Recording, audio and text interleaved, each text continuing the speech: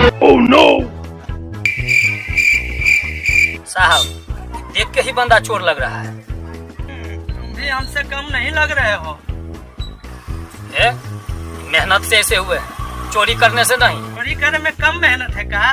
बात तो सही है, लेकिन पकड़े जाने पर मदारी बंदर की तरह नचेबो करता है। हम तुमको मदारी दिख रहे हैं? मदारी दिख रहे हैं तुमको? क्या मुसीबत है सर, लेकिन क्या चोरी किया है?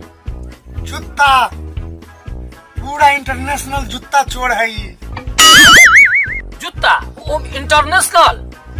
हाँ, इंटरनेशनल चोर, पूरा विदेशी जूता इसी के पास से बरामद किया हूँ। अरे साला, काहेला झूठ बोल रहे हैं साहब? शराब देते हैं, आपका मुंह में पिल्लू पड़ेगा। जीभ काट लेंगे। वापस लो, जल्दी लो। गांव में बचे नहीं भी जोड़ी, सबका जूता होगा चोरी। वापस ले लिया सर, वापस। सर जूता मिल गया था, छोड़ दीजिए ना। अरे हमको भी कहाँ बक्सा है, मेरा भी जूता चोरी कर दिया है। पता नहीं कहाँ ले जाके बेच दिया है। मैंने आपको भी ले उड़ा। इतना जूता बेचे हैं, कहाँ बेचे क्या बेचे इतना याद थोड़ी रहता है, बाकी कोशिश कर रहे हैं। याद करो। तुमको याद आया जूता किसको बेचा था?